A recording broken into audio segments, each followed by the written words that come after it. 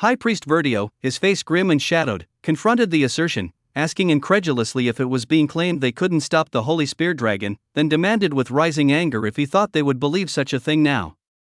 Wings flared brightly against a stained glass window as Verdio declared fervently that the church would perform a miracle today, and humanity would once again bow before Lord Tellus. He stood before an altar, flanked by winged apostles, their combined holy energy radiating outwards. Suddenly, the story shifted, proclaiming the resurrection of the Holy Spear Dragon. A massive blue dragon crackling with lightning materialized, its immense power radiating as it unleashed a devastating torrent of blue energy. Text then posed the crucial question, the only way to subdue it is dash. Adele, lute strapped to her back, stood resolutely before two imposing winged figures, presumably apostles.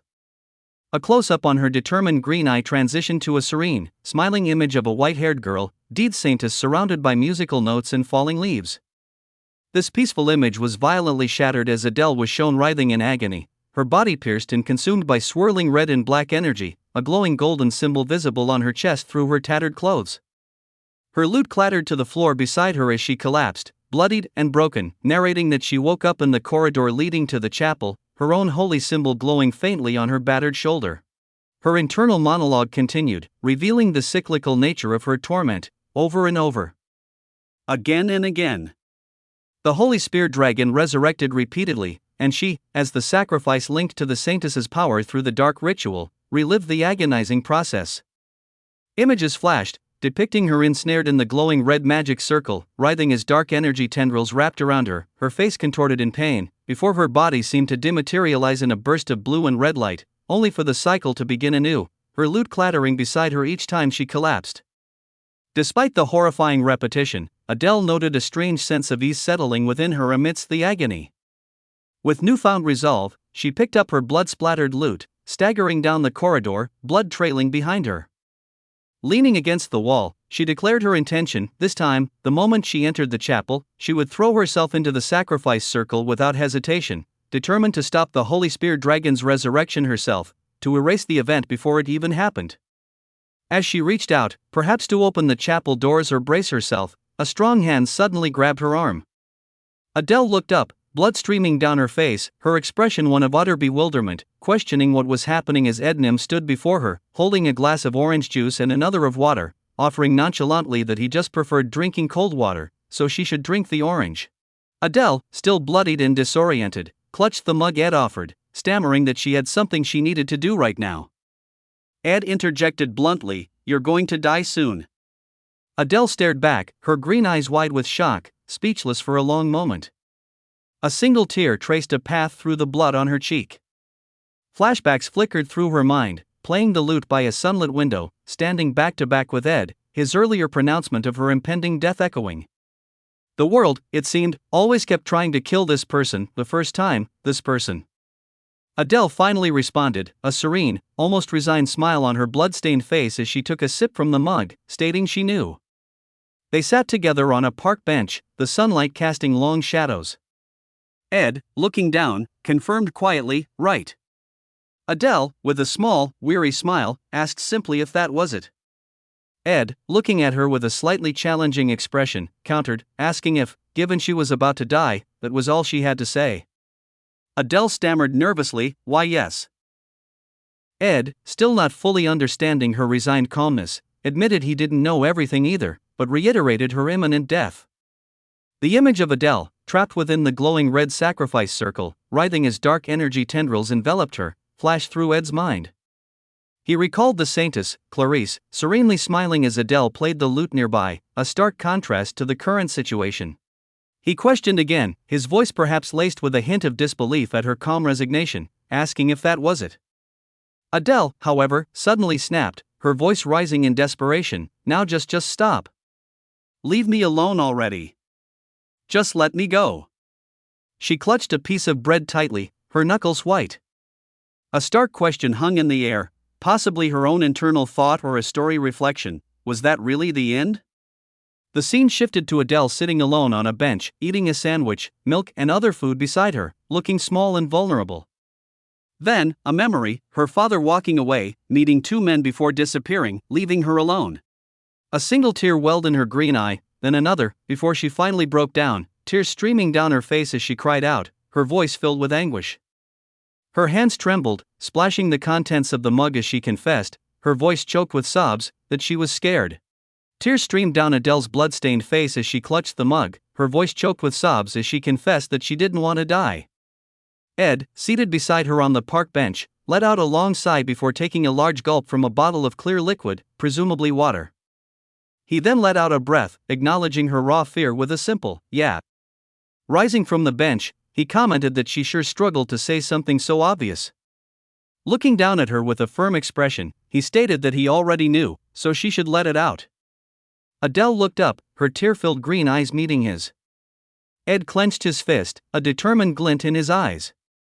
The scene shifted, showing the Saintess, Clarice, now with white hair and distinctive red eyes, leaning against a wooden surface, her arms bearing numerous scars. She spoke firmly, "Please listen to the whole story now." The story then showed Ed and Clarice seemingly running through a chaotic street, perhaps during the dragon's attack, with the text confirming Ed chose to search for Adele. Clarice then appeared, looking resolute, stating that she had come to the chapel. Taldarek, the winged apostle Ed had fought earlier, appeared shocked, stammering, "As Saintess? Weren't you supposed to be waiting at Trix Hall? How did you even get here?" Clarice, advancing confidently, ordered him to step aside. Her red eyes blazed with fierce determination as she gritted her teeth, declaring, "This time for sure." Pushing open the massive chapel doors with a resonant thud, she burst in, shouting, "Stop what you're doing right now." Inside, several robed figures, likely apostles, stood around a glowing red magic circle on the floor before the altar. Clarice looked around, identifying the Holy King Eldanim, the apostles of Tellus, and Archbishop Verdio. Verdio, his expression stern and calculating, turned towards her, questioning with surprise, "Saintess Clarice?" Clarice confronted Archbishop Verdio, stating she believed he was someone who only cared for the holy city, a faithful believer with a conscience. Verdio affirmed this, declaring he lived solely for the holy city's sake, adding that while the Holy Lord resided above the heavens, ignorant people wouldn't believe unless shown something tangible.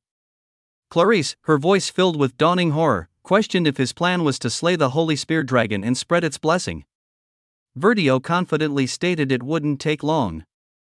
Clarice retorted he underestimated the dragon and hadn't even considered failure, her eyes widening in realization.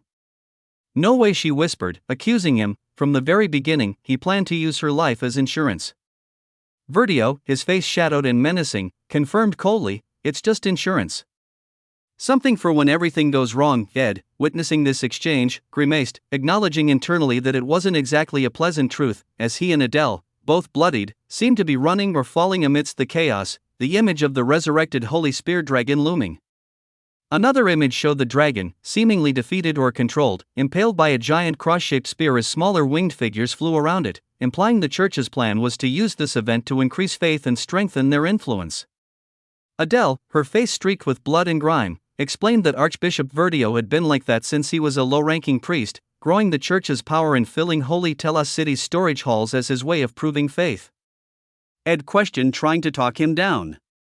Adele stated she ran away from Holy Tellus City and had no credibility, but Verdio wouldn't listen to anyone else either, he'd try to force obedience. She continued, explaining he had brought power capable of defeating anyone with certainty, the apostles of Tellus, strong enough to face entire armies, the holy city's strongest force. Clarice, looking overwhelmed, heard an apostle apologize, "Sorry, Saintess." Verdio, standing before them, calmly stated it wouldn't take long and urged her to rest for now, asserting that against their strength, no one could do anything. Adele, gritting her teeth in frustration, suddenly exclaimed, realizing something, a blush rising on her bloodied face as Ed, with surprising ease, lifted her onto his back piggyback style, dismissing force as not much of a problem, prompting Adele's startled exclamation about what he was doing. Suddenly, a massive pillar of purple lightning, identified as high-level lightning magic, Skyfall, erupted from the building, striking downwards with devastating force. Archbishop Verdio looked up in shock as the energy surged towards him. Clarice stood amidst the glowing red magic circle, her expression strained as Verdio, his face contorted with rage and disbelief, screamed at her, "Who are you? Are you not afraid of Lord Tellus?" Lucy, her eyes glowing with an eerie purple light, calmly replied, "Nope." Verdio recoiled, a tear of frustration or fear escaping his eye. One of the winged apostles, caught in the purple energy, let out a pained gasp. Lucy, now clad in a pointed witch's hat and cloak, her eyes still glowing intensely, declared coolly that she was an atheist and didn't believe in gods or anything, but if you commit a sin, you should be punished. Verdio, aghast, sputtered, questioning what sin she was even talking about. Lucy continued, her voice resonating with power, "You engraved it yourselves in your scriptures and relics." Verdio, his face a mask of fury, roared, "What are you all standing around for?" Just then, two golden beams of energy shot downwards, revealing Tellus' eighth apostle, Renus, and Tellus' second apostle, Reuben, descending rapidly to join the fray, shouting by the will of Tellus, their golden energy clashing with Lucy's swirling purple magic. Lucy, undeterred, unleashed a deafening roar of power as she met their attack, a hexagonal energy shield forming around her as their powers collided. One of the apostles, his face contorted with fury, accused her of defiling the sacred temple. Suddenly, another winged figure, Taldarek, the third seed apostle of swiftness, descended from above, his golden spear crackling with energy as he roared that he would take her life. He launched a powerful golden energy blast towards Lucy, who met it with a focused beam of purple energy. A symbol of surprise appeared above Taldarek's head as Lucy, with a smirk, revealed her counter, its high-tier spatial magic, Spatial Leap. With a snap of her fingers, she teleported, reappearing behind another apostle, unleashing a devastating blast of purple energy that sent him reeling with a choked cry. Archbishop Verdio watched in horror, his face pale as he realized the extent of Lucy's power, internally acknowledging that each one of these apostles was regarded as a national-level asset, and yet there were 6 of them present, seemingly struggling against her. Lucy stood amidst the chaotic energy, surrounded by the fallen or struggling apostles, prompting Verdio's bewildered internal question of how this was possible. Archbishop Verdio, his face pale and contorted with disbelief, questioned desperately, no, more importantly, how did they even know to attack here? He slammed a jeweled box shut, the glowing blue spearhead within winking out as he realized with horror that the plan had failed, and in that case, they needed to act. He turned to the other robed figures, shouting urgently to secure an escape route. Lucy, floating amidst swirling purple energy, her witch hat casting shadows, coolly observed their panic, asking simply if they were trying to run. She then unleashed her power, identified as temporal sigil magic, time prison, engulfing the area in a complex purple energy field. As the purple energy intensified, another apostle, Cleve, shouted defiantly, "All of this is for Lord Tellus," before launching himself towards Lucy, spear raised. Verdio cried out Cleve's name as Cleve urged him to retrieve the Saintus. Another apostle, apologizing, "Pardon me, Saintus," grabbed Lucy, who struggled, demanding to be put down. The scene descended into chaos as apostles attempted to flee with Lucy while others engaged her in the temporal prison. Text announced, now, with the Holy King's authority evidence and the Saintus as a witness. Lucy, her power still crackling, looked on as the apostles struggled against her magic, one collapsing with a grunt of pain.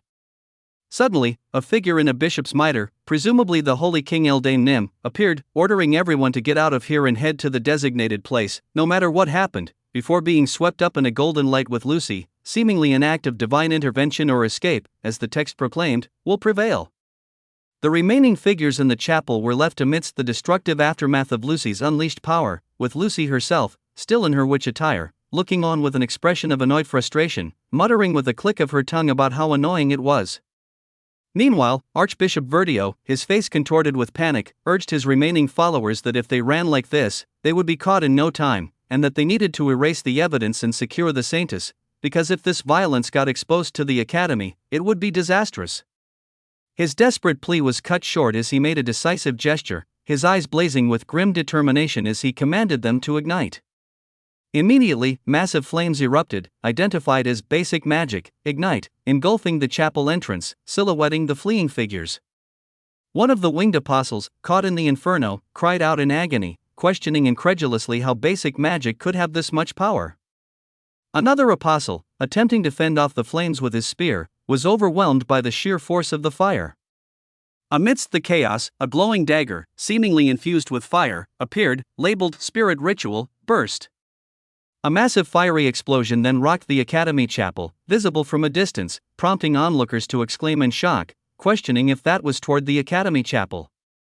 Ed, witnessing the destruction from afar, his clothes singed and tattered, quickly got to his feet, dust and debris swirling around him. He spotted the fleeing figures and shouted to his small, bat-like spirit companion, "Follow them, Mug."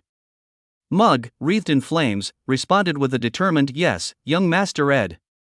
Meanwhile, one of Verdio's remaining followers, holding a glowing staff, realized with dawning horror that they had anticipated the escape route and were waiting. He then questioned furiously if they were working with that witch hat runt, before unleashing his own holy arts, in a desperate counterattack.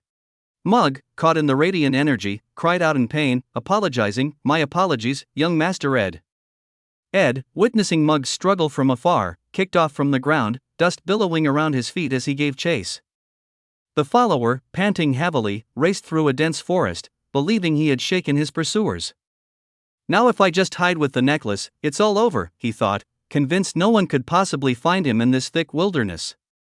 Just as he began to feel secure, Ed suddenly appeared from the undergrowth, his expression grim, demanding he hand over the necklace. The follower, startled, lunged at Ed, grabbing his collar. Ed swiftly countered, sending the follower sprawling with a powerful blow. They clashed again, blades ringing as Ed parried the follower's attack, his glowing sword meeting the follower's. The follower, his face contorted in a snarl, hissed that if Ed was after this necklace, then he must know what was really going on, asking if he was the one who sent that mage too, but declaring it ended here. He lunged, but Ed, with a swift, decisive movement, impaled him through the chest with his glowing sword, prompting a choked sound of surprise from the follower. Blood erupted from the wound as the follower let out a final, agonizing scream. Ed, his face streaked with blood and grime, his expression one of grim determination, extended his hand towards the dying follower, demanding curtly that he give it. Adele, still on Ed's back, interjected, warning him that Archbishop Verdio was strong. Even without the apostles of Tellus, he wasn't someone to be taken down easily. Ed simply acknowledged her warning with a grunt. They arrived before the grand facade of the Academy Chapel, the sun glinting off its stained glass windows, the word resurrection looming ominously in the story. Ed gently lowered Adele to the ground, her breath coming in ragged gasps. Ed reassured her that it was okay, though his own eyes betrayed a flicker of uncertainty. Adele, looking up at him with a weary but resolute expression, stated calmly that even if they failed, it was okay, she could still rewind time a few more times. Ed gritted his teeth, his expression hardening. The scene shifted, depicting Archbishop Verdio collapsing to the ground, blood pooling around him. Ed rushed to his side as he gasped for breath, his hands clutching a dark, ornate box. His eyes, though clouded with pain, held a chilling resolve as he declared that the Holy Spear Dragon was about to be resurrected, the apostles were down, and only the Saintus could stop this now. With a final, ragged cough, he continued, his voice weak but filled with fanatical fervor, "Then everyone will know the greatness of Lord Tellus." The glowing blue spearhead within the box pulsed with energy as Archbishop Verdio's life seemed to ebb away. As the energy within it pulsed erratically before erupting in a brilliant beam of light that shot skyward, signifying that the Holy Spear Dragon will awaken from breaking. Images flashed, Verdio running through the forest, then Archbishop Verdio's bloodied, lifeless face as he clutched the open box, the spearhead now missing.